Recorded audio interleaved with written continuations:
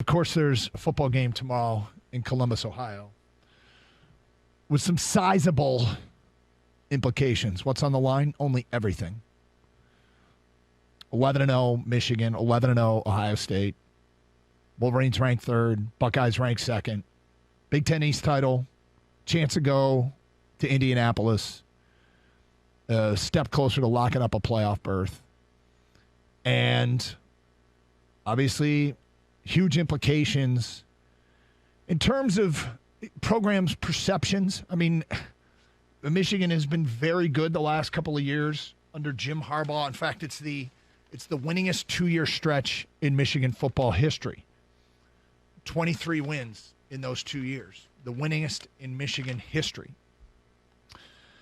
23-2 those last 25 games, including last year's 42-27 win. But Michigan's last win in Columbus was back in 2000.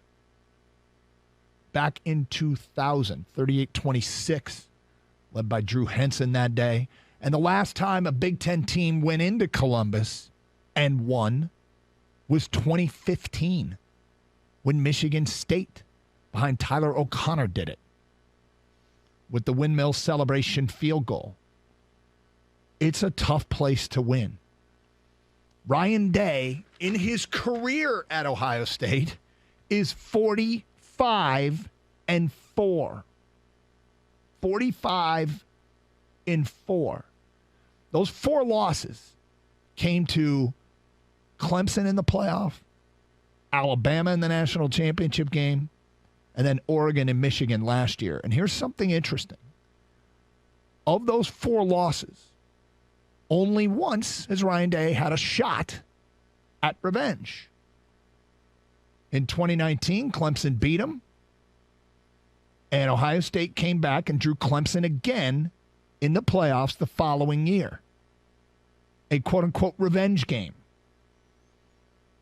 And they beat that Clemson team soundly in the revenge game, 49-28.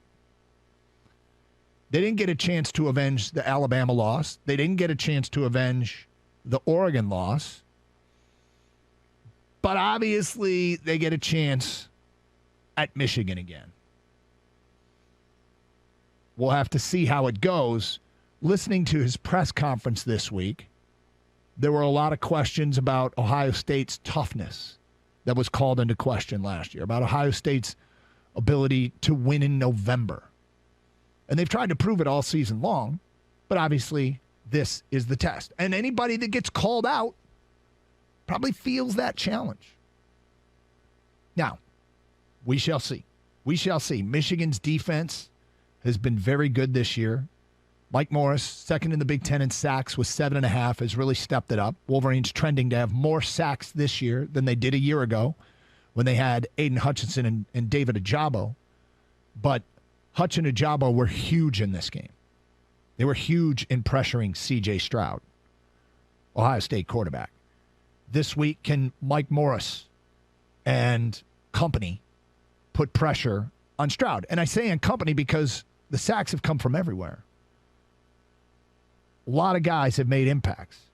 Yabioki, Chris Jenkins, Jalen Harrell, Taylor Upshaw, Derek Moore, Mason Graham, Braden McGregor, Big Pretty. All these guys have been in the backfield and at one time or another gotten to the quarterback. They're getting it from a lot of different people. Ohio State up front, the questionable at right guard with Matthew Jones after getting hurt last week. We shall see. But if given time, their receivers are going to be a problem.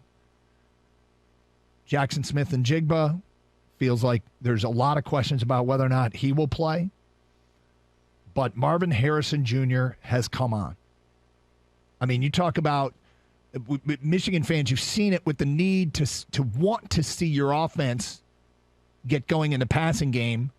Some of it falls on the quarterback. Some of it falls on the receivers. But probably the biggest thing is go make a contested catch. When you're playing great teams, guess what they do? They cover you better. There's not as many receivers running wide open. So sometimes you are asked to make a contested catch. Marvin Harrison Jr. can make a contested catch. oh, can he ever? And like if you watch that game last week, the one-hander he had while being interfered with on a defensive pass interference was spectacular. Nothing short of it. He had a diving catch later. It was actually overturned. But the fact that he almost made that catch on a ball that was somewhat overthrown was incredible. But C.J. Stroud, third year, really good, leads the nation in pass efficiency, leads the nation in passing touchdowns, leads the nation in yards per attempt, leads the nation in 30 yards or more passes, 30-plus yards pass completions. And quite frankly, in the conversation for best quarterback in the country. Now, will Travion Henderson be 100% healthy? Will Mayan Williams be 100% healthy? They have some injury issues, too. Last weekend, Dallin Hayden, actually the last 2 weeks, he's gone for over 100 yards, the freshman running back. So Ohio State's offense will challenge you. Is Michigan's secondary and pass defense up to the challenge? They basically have been all year. Rob Moore, the safety, said this week, Ohio State's passing yardage from a year ago, their goal is to cut that in half. That's a huge goal. That's a huge goal. But he leads the way with 3 interceptions in that Michigan secondary. They've gotten Makari Page, who missed the Rutgers and Nebraska games with injuries. He is back. R.J. Moten's got a pick, a spectacular one. Jamon Green is one of the players that you see, and no matter what your program you're a fan of, I think everybody can relate to this. A player that just gets better and better and better, and by the time they're a senior, they're a damn good player. And that's Jamon Green. DJ Turner, 8 pass breakups this year, an interception, and a scoop and score, and he has been very good in coverage. And then the thing that we always hear about and people talk about, but we just don't see it as much be this successful, is Mikey Sainristil's switch from offense to defense. Yeah, we see guys change positions a lot. Happens sometimes early in the career. When it happens later in the career, I don't know what the hit rate of those are, those position changes, but I can't imagine it's very high. And Sainristil is the nickelback in that Michigan defense, has been very good. Very good. And they saw it coming on special teams when they saw the physicality that he played with. Yeah, they thought, this guy, given his skill set, he can be good in the secondary. Turns out he is. And then Will Johnson. Will Johnson came to Michigan, true freshman, 5-star, put on that number 2 jersey for a reason. All Michigan fans know who wore number 2, and Will Johnson embraced that. And it took him a while. I mean, talking to the defensive staff, they said, the thing is, when you first get to college football, you have to learn how to prepare. And you have to get into your routine. When you're a freshman, it takes a while to figure that out. To figure out, okay, here's what I need to do each week, Saturday to Saturday, to be ready for the next opponent. And when I can find time to watch the extra film and still get the schoolwork done and all that. And get into your routine. And Will Johnson found it about midseason, and he started to show up on the field more and more and more. The reason I highlight all those guys in the secondary, because that's a huge matchup tomorrow. Ohio State's receivers with Ibuka, Harrison Jr., Julian Fleming, Xavier Johnson. Can they slow him down? Stovar, the tight end. Can they slow down the passing game? At least keep that passing game from being lethal.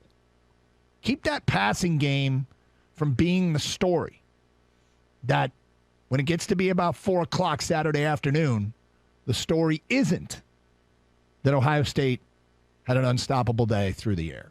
The weather doesn't look like it's going to cooperate for Michigan. It could be windy, but the forecast has just gotten better and better, and that favors Ohio State and their passing game.